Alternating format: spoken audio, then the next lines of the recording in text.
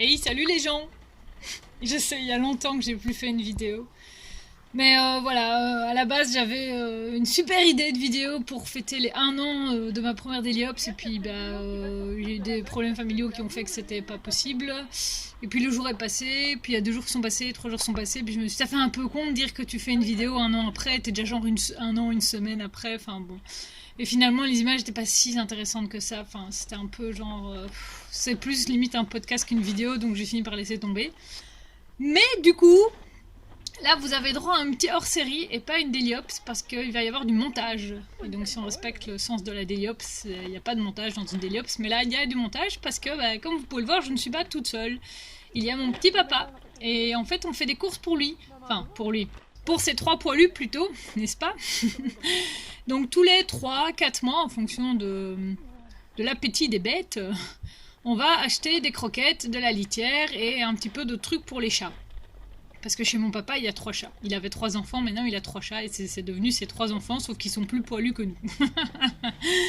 Et donc j'ai 30 kilos de croquettes, c'est les 3 grands sacs. Puis il y a la litière, là, je ne sais plus trop combien ça fait. Mais on est allez, à 45-50 kilos au total. Donc finalement, un poids qui pour moi est habituel. Je sais bien qu'il y a des gens qui doivent se dire oh mais quel taré. Non, non, c'est un poids habituel. Et en plus, c'est limite beau comme chargement parce que c'est très carré, c'est bien emballé dans la bâche, ça déborde pas, enfin, c'est bien réparti. Enfin, des trucs comme ça, j'aime bien, moi j'adore. Et donc voilà, une fois qu'on l'a acheté, il faut le ramener chez papa. Il y a une petite spécificité, c'est que donc on est dans un magasin, on est dans un Tom Co. Et donc c'est un espèce de mini centre commercial. Et comme ils n'avaient pas la place pour tout faire, ou ils n'ont pas pu monter, je ne sais plus, bref, le parking il est en contrebas.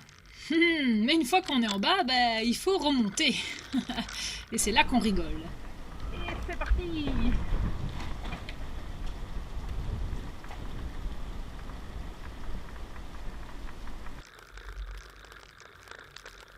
Et donc voilà, la jolie petite pente de sortie de parking qui fait bien mal aux jambes et qui finalement est le seul obstacle, la seule difficulté sur le trajet.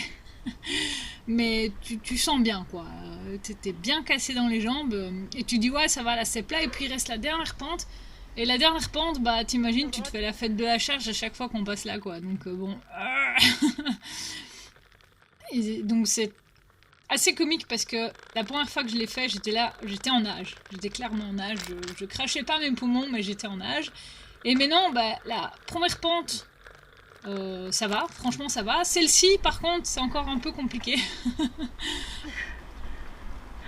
Et il y a aussi le fait que malheureusement c'est un stop tout en haut. Mais bon, quand t'es en train de finir la montée de la pente avec 50 kilos sur le vélo, t'as pas trop envie de marquer le stop. Et pas de bol, ce jour-là on avait des voitures, donc à gauche ça passe, à droite elle laisse passer, donc ça c'est super sympa.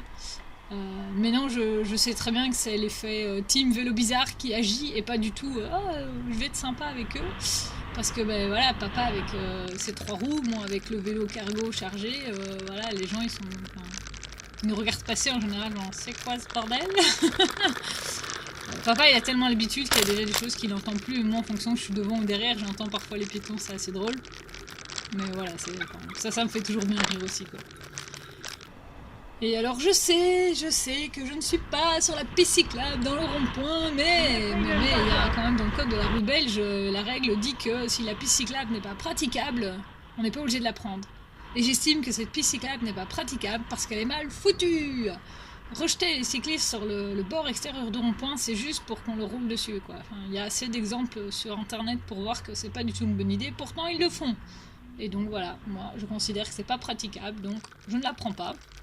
Ce qui évite d'avoir les bus qui ont tendance à s'arrêter, limite, tu sais pas s'ils s'arrêtent, en fait, finalement. Et alors ici, par contre, la manœuvre va pas être très très propre, je l'admets. Mais on arrive à 25 à l'heure, et il va y avoir une petite montée en face. Et donc on est censé, si on respecte tout à fait bien le code de la route, tourner vraiment à droite, c'est un droite-gauche pour rejoindre la piste qui est là. Il y a juste que, avec le poids sur le vélo, les 25 à l'heure et tout, tu réfléchis quand même un peu à t'arrêter ou pas. Surtout que là, ça remonte un petit peu quand même pas mal. Et je devrais vérifier la séquence de feu, mais finalement, on prend les feux piétons qui passent rouge au moment où on passe. Enfin, donc, C'est pas fait selon les règles de l'art, mais voilà. C'est pas très bien, mais voilà. Alors avec tout ça, je voulais aussi vous parler un petit peu de la chaîne YouTube. Parce que, bon, bah, il y a Twitter évidemment qui prend toujours beaucoup de temps. Même si c'est vrai que je poste un peu moins ces derniers temps parce que fatalement, quand c'est toujours les mêmes photos des livraisons, voilà, bon, il m'arrive encore des trucs comiques, mais j'ai pas envie de poster que des gens garés en double fil, que des gens qui s'énervent, des choses comme ça. Et ça s'applique aussi un petit peu à la chaîne YouTube. Parce que je suis récemment partie plusieurs fois avec la caméra en me disant, tiens, il y aura peut-être moyen de faire des chouettes images aujourd'hui. Le problème, c'est qu'au final, qu'est-ce qui reste comme image? C'est des gens qui me coupent la route, c'est des gens qui respectent pas le code de la route. Et j'ai pas envie de faire des vidéos avec que ça. Et du coup, en fait, j'ai un peu l'impression d'avoir fait le tour. Alors, il est certain que vous n'avez pas vu toutes les rues de Bruxelles dans tous les sens, mais comme les tournées se ressemblent, enfin, je veux dire, quand je fais la tournée Proximus, c'est souvent les mêmes adresses, et la seule variation qu'il y a, c'est les coiffeurs. Donc à 4 rues près, c'est quasiment les mêmes vidéos. Je vais pas vous faire la même vidéo tous les vendredis, quoi. C'est un peu, c'est un peu rébarbatif, quoi. Et si c'est pour montrer que les abrutis de la rue Barra ou des choses comme ça, moi ça m'intéresse pas, quoi. Parce que c'est complètement anxiogène et ça me fout du stress pour rien. Et de le revoir en vidéo, c'est complètement, c'est inutile, quoi. Mais du coup, ne vous inquiétez complètement pas, il y aura quand même des vidéos de temps en temps. Je n'ai aucun planning de publication. Voilà, ici j'ai saisi l'occasion des courses trimestrielles. Je me suis dit, un peu de sympa, ça va faire 2 caméras, voilà. Quand on aura l'occasion de ressortir faire des balades, je sais bien que ça démange un petit sunrise, on a envie de retourner voir nos petites vachettes, hein. Donc là, il y aura peut-être moyen de faire une chouette vidéo aussi en multicaméra et des choses comme ça. Et alors, pour ceux qui ne le savent pas, je suis en pleine préparation, en théorie, n'est-ce pas, de l'Horizontal, qui est une course à travers la Belgique, plus ou moins horizontale, en longeant la frontière linguistique, qui partira de Moucron et qui arrivera dans la province de Liège, au point culminant de la Belgique. Et ça, j'espère que ce sera maintenu, c'est fin juin. Mais du coup, moi j'ai commencé des entraînements pour apprendre à rouler un peu plus vite et alors faire du dénivelé aussi. Et du coup, tout ça avec mon vélo normal fatalement, parce que c'est bien beau de rouler avec le bullet, mais c'est quand même pas avec celui-là que je vais rouler pendant la course qui n'est pas vraiment une course. Et là-dessus, je vous prépare une vidéo. Je vous filme un petit peu à chaque fois pour vous parler de la météo qu'il y a ce jour-là, des difficultés. Par exemple, je me suis forcée à aller rouler avec le vent de face pour voir combien de temps je savais tenir, des choses comme ça. Et donc là, vous aurez d'ici un mois ou 2, plutôt 2, une vidéo là-dessus, voire limite même, genre je vous la présenterai bien le matin de la course, tiens. Comme ça, après, je vous ramènerai une vidéo de la course. Et donc, il n'est pas exclu que je fasse 2-3 autres vidéos. Notamment, il y a une balade avec 6 châteaux que j'ai vraiment envie de faire. Maintenant que j'ai mon stabilisateur, je me dis qu'il y a moyen de faire des chouettes trucs. Donc voilà, il y aura des vidéos. Pas forcément des daily ops. Et donc, il y aura du contenu sur la chaîne. Sans date de publication bien précise. Mais voilà, il y aura du contenu. Alors si vous êtes en manque de vidéos ou de trucs de livraison ou que sais-je, j'ai mon blog maintenant, hein, n'est-ce pas BX1, puisque je suis officiellement une blogueuse, n'est-ce pas, après de passer à la télé. J'ai fait un blog, donc unbulletdanslaville.be. C'est donc un blog à lire. Et j'ai 3 catégories dans ce blog. Il y a les livraisons, il y a les voyages à vélo, parce que je voyage à vélo, n'est-ce pas, et que j'espère pouvoir maintenir mes vacances à vélo cette année. Et il y a tout ce qui touche à la longue distance, j'ai appelé ça. Donc il n'y a pas que l'ultracyclisme ou des choses comme ça. Il y a mon premier 100 km, mon premier 200, des choses comme ça. Donc voilà, si ça vous intéresse, vous pouvez aller voir unbulletdanslaville.be. Et sinon, il y a toujours Twitter si vous avez envie de papoter. Mais je ne vous abandonne pas, ne vous inquiétez pas. Alors pour revenir un petit peu à la vidéo, quand même... là on est sur Schaerbeek et donc c'est zone 30. Alors si vous avez vu le radar préventif juste avant, on était à 28-29 km/h. Donc la voiture rouge qui nous dépasse, bye bye la zone 30, pour de toute façon freiner avant le casse-vitesse. Et là clairement papa il l'a rattrapé, sans même vraiment forcer parce qu'il n'y avait qu'à se laisser aller.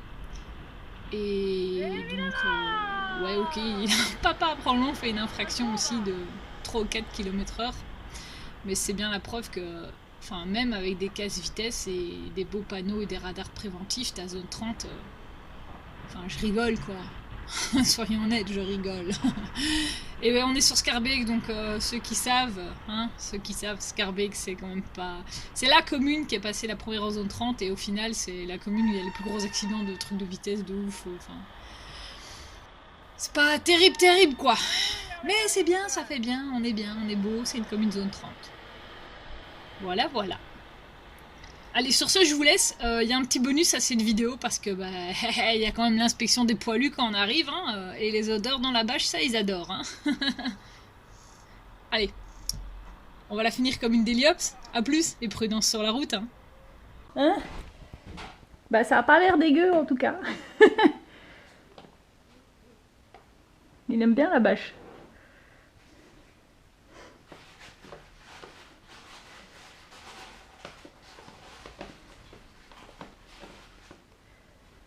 Bon, tu décharges, fieu. Il a l'air plus intéressé par les croquettes en dessous de la litière que la litière, hein. Tu croquettes quand même. Ah oui, tu fais. Là, je teste la marchandise, voyons. Il a l'air un peu dubitatif quand même, hein.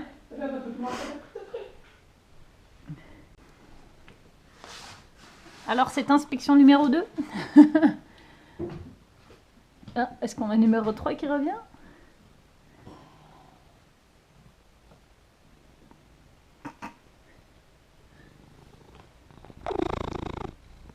Oui, mais...